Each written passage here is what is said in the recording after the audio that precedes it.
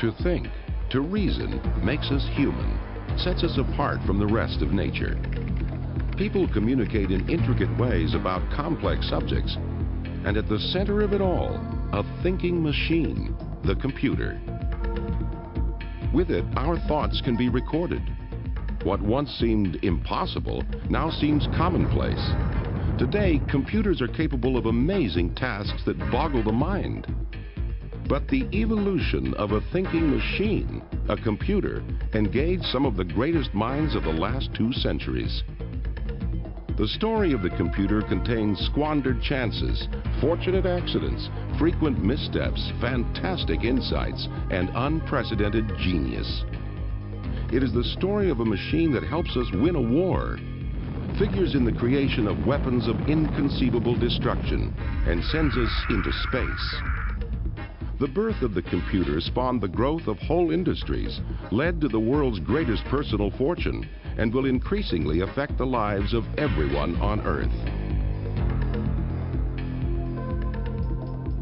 Thinking machines, the creation of the computer.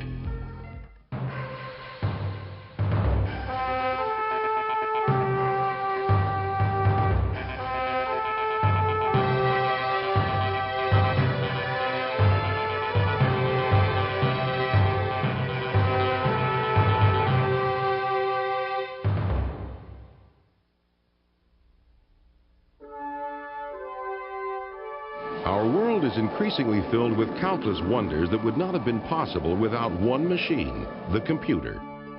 Although computers are enormously intricate, their most basic components consist of simple devices that can be switched to either one of 2 states, on or off.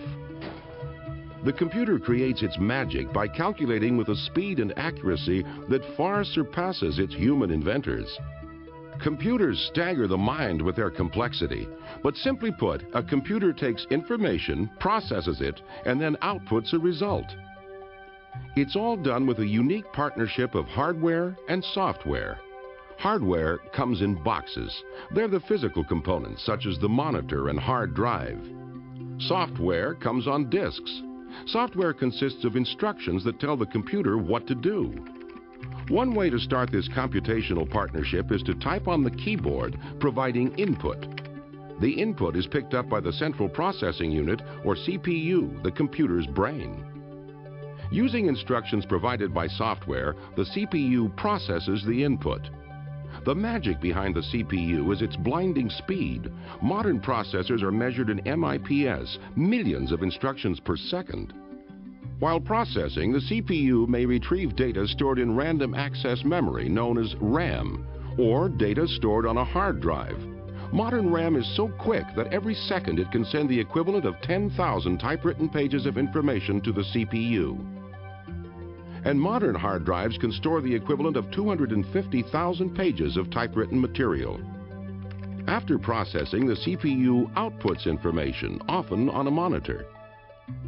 The whole procedure is usually so quick that it appears instantaneous. Today, computers are so commonplace we take them for granted. But not long ago, computers only existed in the imagination of a few visionaries.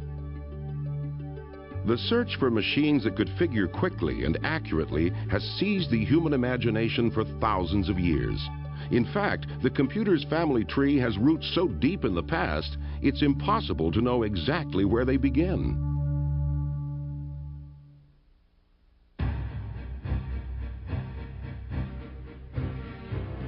By the early 19th century, the European Industrial Revolution was well underway, and the development in production and commerce came from the maturing fields of engineering, navigation, surveying, finance, and science. The practical application of these fields relied on volume after volume of tables. Tables for trigonometry, tides, interest rates, multiplication, and gravity. Tables were critical. The actual figuring was done by people who specialized in mathematical computation. Surprisingly, these people had a familiar job title. They were called computers. These human computers toiled over their tables incessantly, monotonously, and made mistakes. Typically, tables were full of errors. The requirement for accurate tables introduced one of the most eccentric and brilliant figures into the story of computers, Charles Babbage. Oh, Babbage was an extraordinary scientist. I mean, Babbage was a great scientist. Babbage was 100 years ahead of his time. You can't say that about many people, but you could say that about Babbage. Charles Babbage represented that extraordinary element of British society, the scientist aristocrat. Many were known for their eccentricities, and Babbage was no exception. As a youth, Babbage devised footwear of hinged boards intended to allow him to walk on water. Never one to shirk adventure, he tried them out himself, but flipped over and nearly drowned. Babbage demonstrated his brilliance in mathematics while attending Trinity College in Cambridge.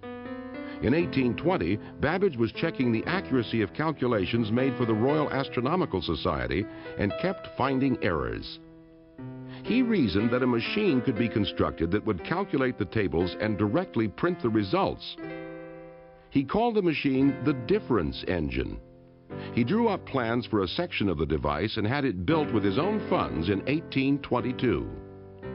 Babbage couldn't pay for the construction of the entire device, but since the greatest beneficiaries would be the British government and people, he made the extraordinary step of petitioning the government for a grant.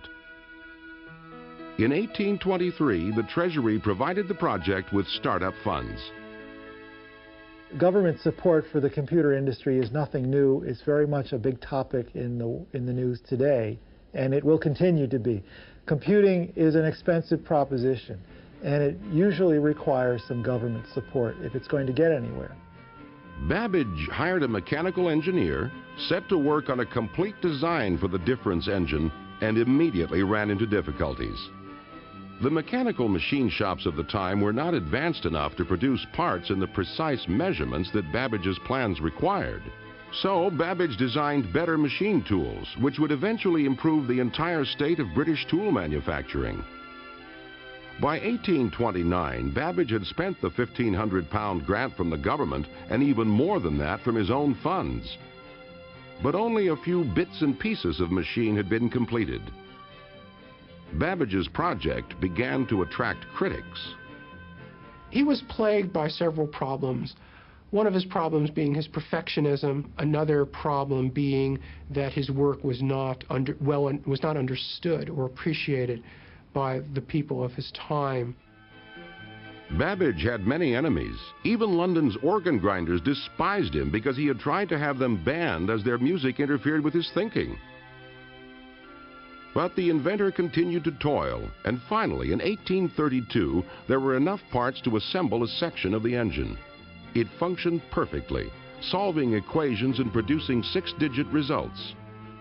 But it was only a small part of the proposed machine. The skyrocketing costs and lack of results finally made the government pull its support from the project. Although disappointed by the cancellation, Babbage had contributed to the project's demise by suggesting that a new device he had conceived, the analytical engine, would be vastly superior to his old design. Babbage, in hindsight, probably should have finished the difference engine and seen how far he could have gone with that before starting the analytical engine. There's no question that the analytical engine was more than he could handle. Babbage was obsessed with his new idea. With the analytical engine, Babbage asked himself, why not build a machine that could solve any mathematical problem? At the age of 43, Babbage had the vision of a computer, a vision he pursued for the rest of his life. The extraordinary fact is that Babbage's overall design for the analytical engine had many components analogous to those in a modern computer. The heart of the machine, the mill, made the calculations, like the central processing unit of modern computers. An oblong structure, the store, held numbers to be used in the calculations, like modern computer memory. Instructions and numbers could be fed into the machine using punch cards. Much of what we know about the workings of the analytical engine came from the writings of Ada, Countess of Lovelace. Among the people who understood what Babbage was doing was a woman named Ada Augusta, who was the daughter of one of the daughters of Lord Byron, the poet. She had studied mathematics as a child and had quite a bit of talent. Ada met Babbage at one of his famous dinner parties that were often attended by the luminaries of British science and engineering. Babbage demonstrated the working section of the difference engine for her, and she was immediately captivated by it. She published a simple description of Babbage's vision for the analytical engine. Ada wrote some descriptions of it, and she also appended to these descriptions a hypothetical way that this machine could solve an equation. And on the basis of those descriptions, people often call her the world's first programmer. But she was never to program a real machine. As Babbage entered the last years of his life, his great work was unfinished. He had become cranky and suffered constant attack by his many enemies. In 1871, when London's organ grinders discovered that Babbage was ill, they surrounded his house and serenaded him, increasing his agony until he died. Only a small portion of the analytical engine was built in Babbage's lifetime. Babbage's vision of the computer fell into obscurity, and except for the detailed texts left by Ada, could well have been forgotten. Babbage's machines, which were never finished, which existed for the most part only on paper, were proto-computers. They were mechanical, they used gears, they used metal shafts. They weren't computers in our sense of the term, that is, they weren't electronic digital computers, but they were abstractly and on paper mechanical computers. It would be nearly 100 years before a programmable computation device would again be conceived.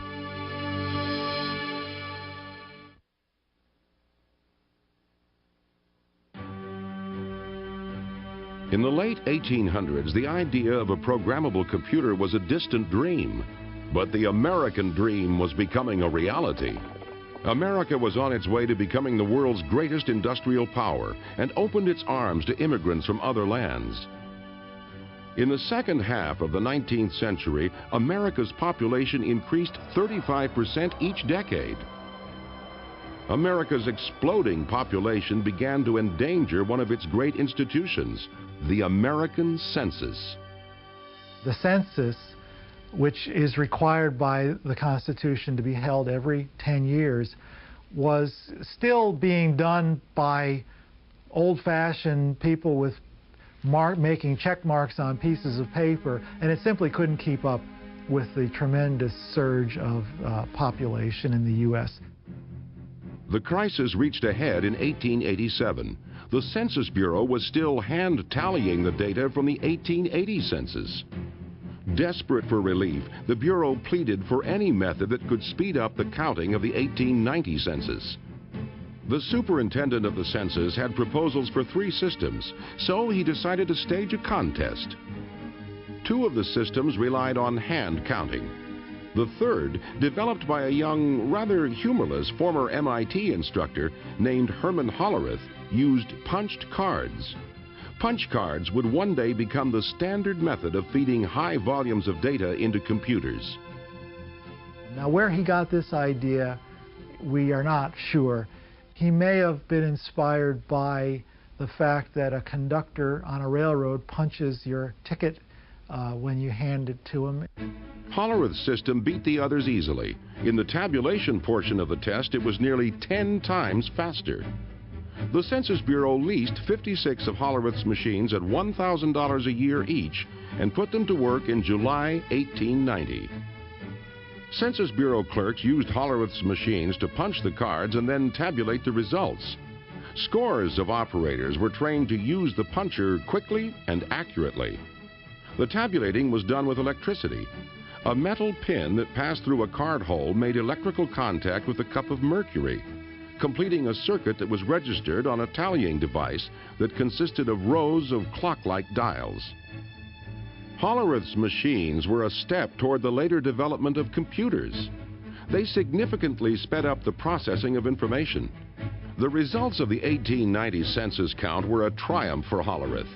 In just 6 weeks, the population count of 62,622,250 was tallied. Hollerith became the talk of the scientific community. He rented an office and set himself up in business. He called his new enterprise the Tabulating Machine Company. Hollerith had the Census Bureau business in his pocket, and the future looked bright. But it turned out to be harder than it seemed.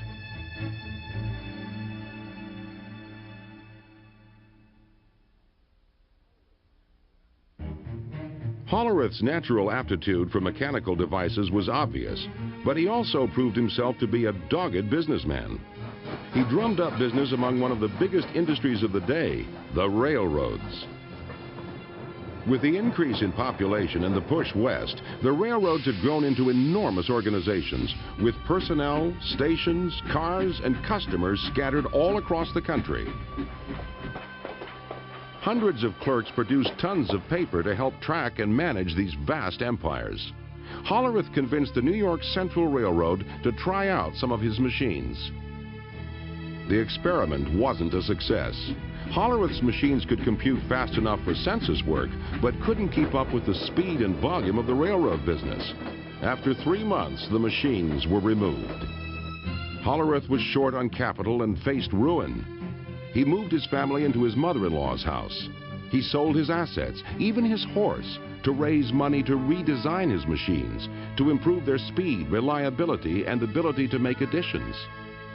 Hollerith even customized the punch cards for business computations, such as adding columns to store dollars and cents. After a solid year of tedious work, Hollerith returned to the New York Central and offered them free use of his new, improved, and faster computing machines for a year. Within 3 months, the railroad was convinced and contracted to lease the machines. The Tabulating Machine Company was back on track. Hollerith had avoided bankruptcy and now had more work than he could handle. And Hollerith, you could say, came along just in time. It was a combination of his invention making this available, but also the need out there required something like that. So it was a convergence of the social needs or the social factors on the one hand and the inventiveness sort of pushing from the other hand. But Hollerith was weary. He was diagnosed with a bad heart and ordered to slow down. In 1911, Hollerith sold his shares in the Tabulating Machine Company for over $1 million. Hollerith's former company was merged with 3 others and, led by master salesman Thomas Watson, grew into a major supplier of business equipment. In 1924, Watson renamed the enterprise International Business Machines, IBM. Because of Hollerith, the name IBM would become synonymous with computers. By the 1930s, as America limped out of the Great Depression, companies like Burroughs and IBM foresaw continued growth and success. Over the next decade, progress would be slow. It would take the destructive forces of World War II to give the computer its next great advance.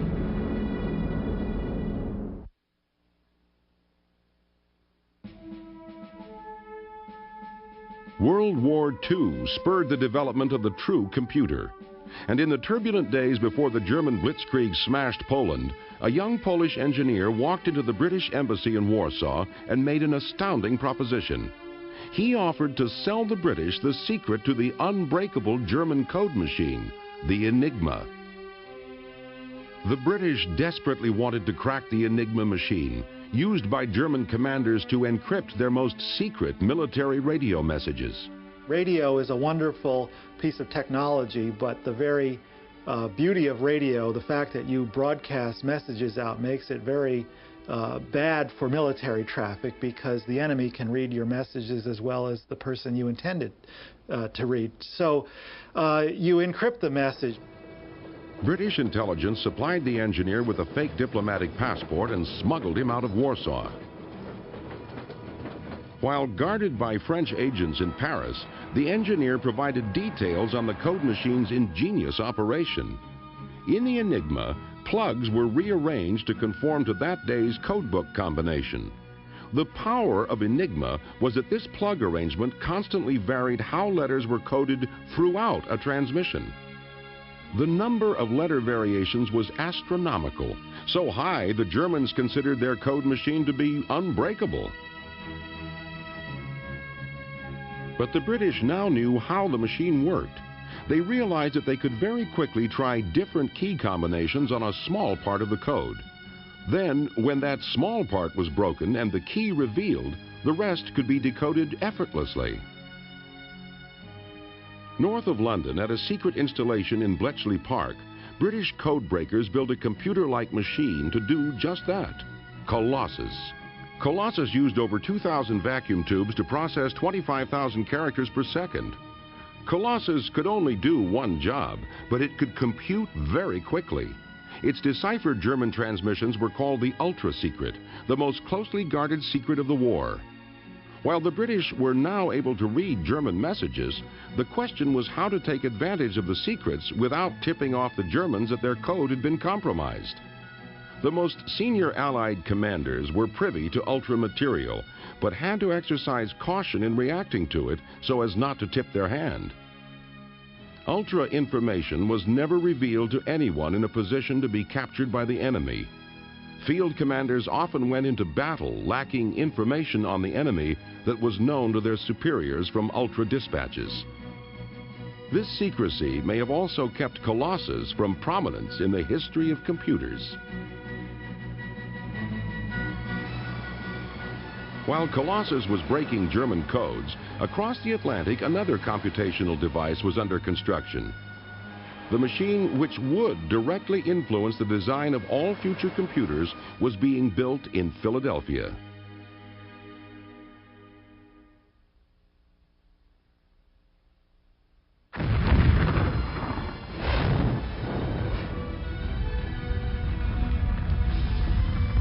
In response to the attack on Pearl Harbor, American industry quickly became a powerhouse producer of the implements of war. But by 1943, there was a critical shortage of a surprising component of the war machine: firing tables for artillery pieces. Firing tables allowed gunners to correctly aim their guns in different ranges, altitudes, temperatures, and wind conditions. To calculate these tables required enormous numbers of calculations, which at that time were done by human beings. Incidentally, these people who did them were called computers. That was their job title. And they operated adding machines, mechanical adding machines primarily. And they would simply step through these calculations and produce these tables. One of the centers of firing table calculation was at the Moore School of Engineering at the University of Pennsylvania in Philadelphia. Midway through the war, it became clear that the tables could not be produced fast enough. This was a crisis. Without tables, new guns could not be shipped to the troops overseas. To break the bottleneck, a Moore School physicist, John Mauchly, made a fantastic proposal. He suggested that he could build a giant electronic computer that would be able to figure a single trajectory in 100 seconds. The Army, desperate for a device to help them win the war, reluctantly committed to the proposed cost of $500,000. Mauchly and a brilliant graduate student in electrical engineering, Presper Eckert, set to work constructing ENIAC, the Electronic Numeric Integrator and Computer. Driven by the knowledge that friends and relatives were dying in battle while they worked in Philadelphia, the team of young engineers toiled incessantly. But could they create such a monster? Everything had to be invented from square one. And then they had to build it, and then they had to test it, and they had to put it all together and make it work reliably. And then they had to learn how to program it. Nothing close to ENIAC had ever been conceived. Nearly 100 feet long and weighing 30 tons, it contained almost 70,000 resistors, 10,000 capacitors, 6,000 switches, and 18,000 delicate vacuum tubes. Vacuum tubes burn out just like light bulbs. In a machine that contained 18,000 vacuum tubes, it was likely that at least one would always be burned out, crippling the machine. Presper Eckert found the key to making ENIAC function. He had the vacuum tubes built to high tolerances. He critically tested them, and then he ran them at low power. If you took these measures, you might be able to get the machine to work for 10 minutes, half an hour at a time. Since the machine calculated so quickly, you can get a lot of work done in a half hour. And so that's what happened. After 2 years of intense work, ENIAC was complete, a few months after the Japanese surrender. Although it wasn't finished in time to help win the war, ENIAC was a marvelous machine. Huge and hot, it could perform up to 5,000 additions, 357 multiplications, and 38 divisions every second. By far and away the most complex machine of its time, ENIAC still lacked many of the qualities of a modern computer. Its memory was very primitive. It had to be laboriously rewired each time it was programmed and couldn't make logical decisions based on its calculations. But with tremendous expenditures of time and money, ENIAC had proved that computers could be constructed. However, except for arcane scientific calculation, did anyone really want them? The question lingered, could anyone build a really practical computer?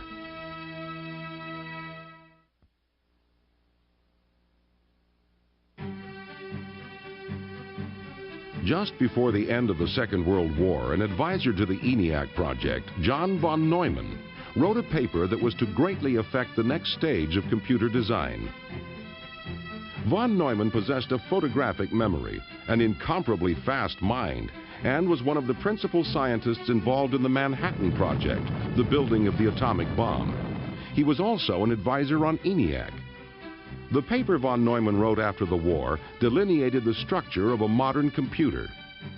The paper drew heavily on the work building the ENIAC, yet was undeniably augmented by von Neumann's brilliance. Von Neumann's computer was to have a processing unit, a controlling unit, memory, input, and output. But most importantly in the evolution of computers, it would hold its programming internally in its memory. Internally held programs give computers their power and versatility because an internal program can modify what it does based on data or the results of computations. In machines like the ENIAC, programming had been hardwired or fixed, so the machine was much less adaptable. The idea for storing the program internally was the last key to developing the true computer. But whether it was von Neumann's idea has long been hotly debated. Eckert and Mauchly claimed they formulated internal programs as a natural part of their work building ENIAC, although they couldn't stop and incorporate the idea into the machine. But many who read the paper assumed that all the genius behind it was from the great von Neumann. He was one of the most widely regarded mathematicians in the world. Eckert and Mauchly were relatively obscure. Eckert was a young man just out of school. Mauchly had been a professor at a fairly out-of-the-way college. They didn't have international reputation. Eckert and Mauchly weren't included as authors in the paper. They felt they had been betrayed. The most important effect of von Neumann's paper was to spur computer development. Eckert and Mauchly moved into offices in Philadelphia, hired a staff, and set up a company that would build a business computer. They called it the UNIVAC. They signed a fixed-cost contract to build a UNIVAC for the Census Bureau, rolled up their sleeves, and went to work. Unfortunately, building UNIVAC turned out to be a monumental undertaking. As they struggled to make UNIVAC real, they also struggled financially and needed to be bailed out by a series of larger companies. They eventually joined forces with Remington Rand, a flourishing typewriter manufacturer. In March of 1951, after 6 years of toil, they finally delivered the first UNIVAC to the Census Bureau. Unlike ENIAC, the UNIVAC was an entire computer system designed for business. UNIVAC could be programmed for a variety of data processing tasks. Compact tape drives held data, and results were automatically printed. But even with the backing of Remington Rand, sales remained slow. Very few people understood how useful a computer could be. That perception changed dramatically one night in 1952. In a brilliant public relations move, Remington Rand arranged with CBS to use a UNIVAC on election night to predict the outcome of the presidential race between Dwight Eisenhower and Adlai Stevenson. Polls said the race was too close to call. No one had ever programmed a computer to make electoral predictions. Eckert and Mockley's engineers entered their customized algorithms right until airtime. The operators fed in the results of selected eastern precincts and at 9 p.m. ran their program. UNIVAC predicted a landslide for Eisenhower, but the polls said differently. The operators didn't believe what UNIVAC was telling them and assumed their programming was at fault. Quickly, they reprogrammed the machine to better reflect what the experts predicted. As the night went on, it became clear that Eisenhower would indeed win by a landslide. CBS sheepishly announced that they hadn't believed the machines. When all the votes were tallied, UNIVAC's initial prediction was off by less than 1% of the final result, an extraordinary prediction even by today's standards. The power and utility of the computer had been proved.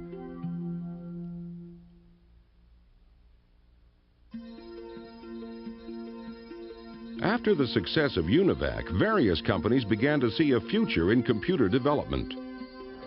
New companies like Burroughs, as well as old giants like General Electric, jumped into the computer business. But most large American businesses were dependent on the data processing systems provided by one company, the office machine monolith, IBM. IBM had no computers.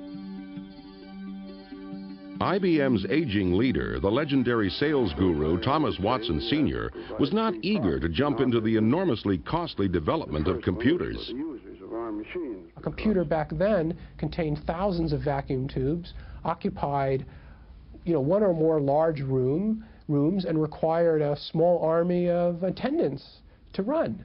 IBM and most other people didn't see how computers could be used in business. It took Watson's son, Tom Watson Jr., to lead IBM into the computer age. As Watson himself recalls, the move was spurred by IBM's customers who were fed up with bulky punch cards. I remember particularly Jim Madden, then vice president of the Metropolitan Life, who said, we're going to cancel our IBM just the minute we learn to do this in tapes, because 3 floors of the Metropolitan Life building are used to store the cards of our customers' accounts. And if we keep going the way we will, they'll occupy the whole building. We were threatened into this progress. Faced with the prospect of losing customers, Tom Watson Jr. ordered the development of a computer. IBM's famous sales force told their customers a computer would arrive soon. In fact, it was still being planned. Finally, in 1953, IBM unveiled the 701. Although technologically inferior to the UNIVAC, the 701 and other early IBM computers were hits with the customers because they conformed to standard IBM systems and support. IBM saw the future, and it was computers. They redirected corporate efforts to computer development. IBM's efforts paid off, and by the beginning of the 1960s, the company's large mainframe computers dominated the business. But the development of the computer was about to go in an altogether different direction.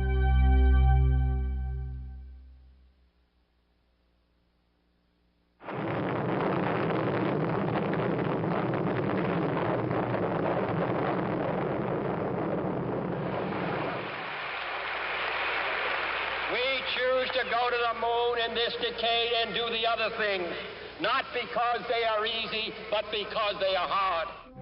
In 1961, America was trailing Russia in the race for space.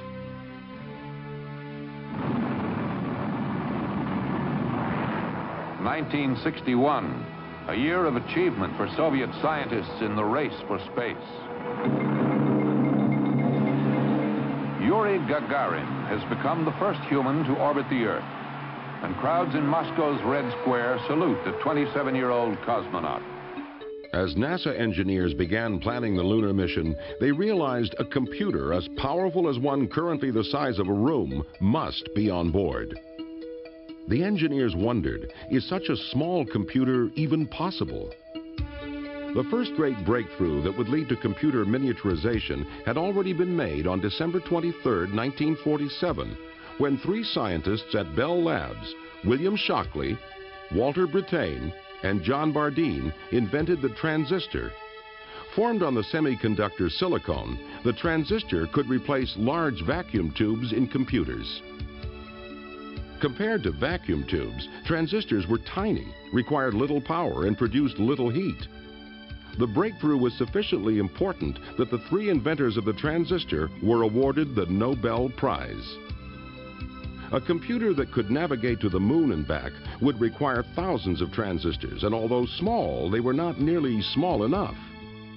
The next step in miniaturization occurred in 1959 when Robert Noyce and Jack Kilby, engineers for rival transistor manufacturers, independently came up with breakthroughs that led to the same revolutionary idea: an entire network of electronic components. Transistors, diodes, capacitors, and resistors could be incorporated onto a single chip of silicon. This great innovation in electronics was called the integrated circuit. Using integrated circuits, a 10-ounce computer was built that was as powerful as a 30-pound one made of transistors. But integrated circuits had an inherent problem. They were difficult to manufacture and therefore were expensive. But the space race had started just in time to pay for them. In 1969, 5,000 integrated circuits made up the heart of each of two identical computers, one on the lunar orbiter and one on the lander. For their size, these were the most powerful computers on Earth, soon to leave the Earth entirely. Beautiful, just beautiful. I'm going to step off the limb now. As Neil Armstrong took one small step in the lunar dust, Intel engineer Ted Hoff was making the last great leap in miniaturization, developing an idea that would put an entire computer on a chip of silicon, the microprocessor. The genie would be out of its bottle, beginning the computer revolution and changing the world forever.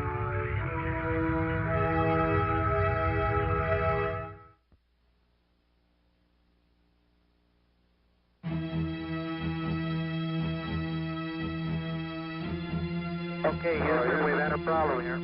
Apollo 13, intended as the third lunar landing, had just lost 2 fuel cells and was venting oxygen into space, 200,000 miles from Earth. Soon, the second oxygen tank would begin losing pressure.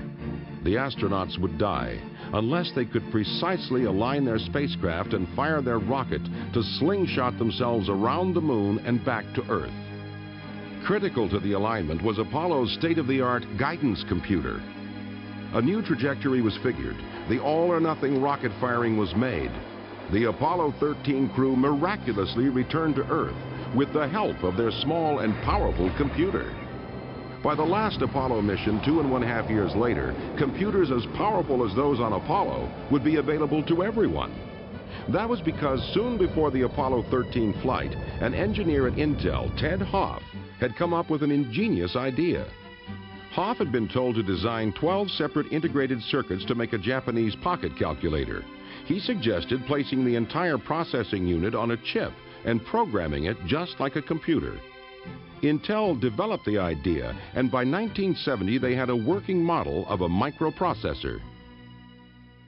It was the invention not just of integrated circuits, but of a particular kind of integrated circuit, the microprocessor, that makes today's personal computers possible. Smaller than a fingernail, a microprocessor contains many of the components of a computer, including a control unit, a clock, and areas where data can be stored and modified. Processing power was about to become very cheap and very compact. In the mid-1970s, two friends, Stephen Wozniak and Steve Jobs, were manufacturing a small computer in a Palo Alto garage. Steve Jobs was a college dropout, but he was a college dropout with a difference. He was very intelligent, he had a lot of street smarts, he was also extremely ambitious. I think perhaps more important than that, he knew the other Steve Wozniak, had created something exceptional. Steve Jobs sold his Volkswagen, and Stephen Wozniak sold his HP calculator to finance their company that would revolutionize the computer industry. Jobs trekked all over the San Francisco Bay Area to find buyers for the $500 machine, which they called the Apple I. The Apple I was large and unwieldy. Jobs realized they needed a new design for a computer that anyone could use. Wozniak began to build the Apple II. The fate of Apple changed dramatically when, in the fall of 1976, a visitor to Wozniak's garage saw the prototype of the Apple II. The visitor was Mike Markkula, who at 32 had retired from Intel as a millionaire. He was so impressed by the Apple II that he joined Apple and put it on a sound business footing. The Apple II was introduced to the public and sales skyrocketed. But in 1978, even with the success of the Apple II, using a computer wasn't easy. The early Apple computers, as well as all early personal computers, did not have graphical interfaces. They didn't have mice. They had what's known as a command line interface. That is, you typed instructions into the computer and your instructions appeared as text on the screen. A simple-to-use computer had been conceived by a computer scientist named Doug Engelbart.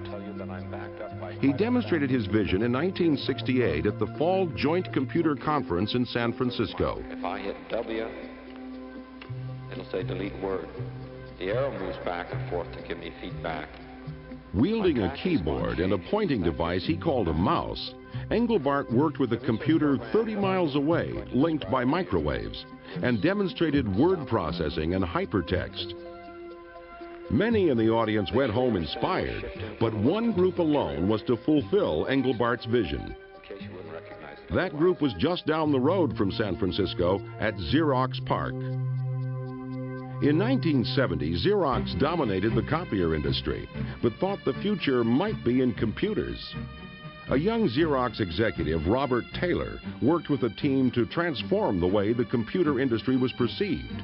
As Robert Taylor himself remembers, the chairman of Xerox at the time, Peter McCullough, made a speech where he said that Xerox was going to become the architecture of information. So I asked his speechwriter not too long after that, what did that mean? Because I had an idea about what it ought to mean, and so did some other people. And the speechwriter said, well, he didn't really know, but it's a ringing phrase. And so I said, well, we're going to make it happen. Robert Taylor hired many of the country's top computer scientists and challenged them to create an easy-to-use personal computer. The result was the Alto, which incorporated many of the innovations in personal computers we take for granted today, all developed at Xerox PARC. The Alto used a mouse, a graphical interface, built-in networking, and printed on a laser printer. Xerox developed the Star, the commercial model of the Alto, but it never sold well. Xerox was a large and very successful photocopier company. And it didn't really understand computers, didn't appreciate the brilliance, the originality, and the enormous commercial worth of the computer developments at Xerox PARC. But Steve Jobs did.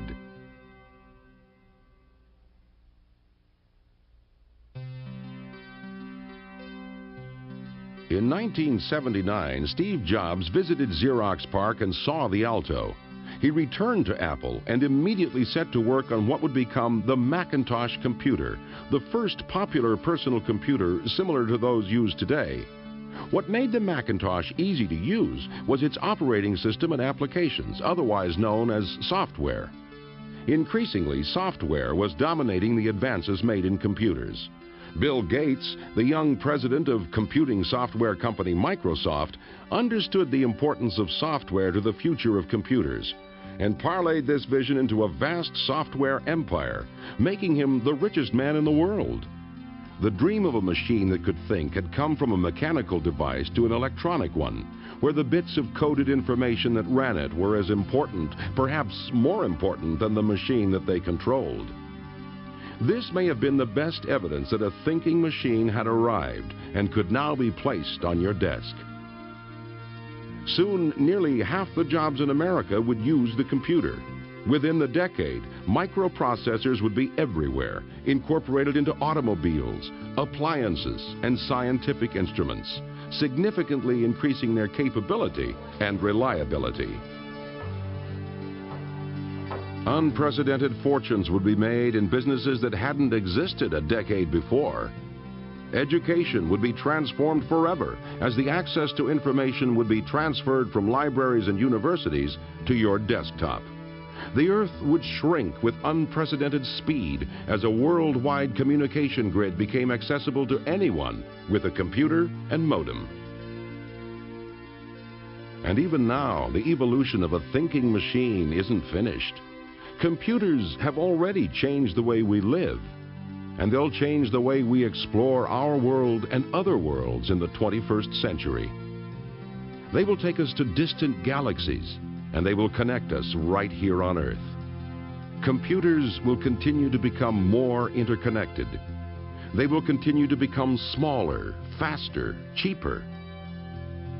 And software will become more powerful. Minds that have yet to be formed will mold this power to create new marvels inconceivable to us today.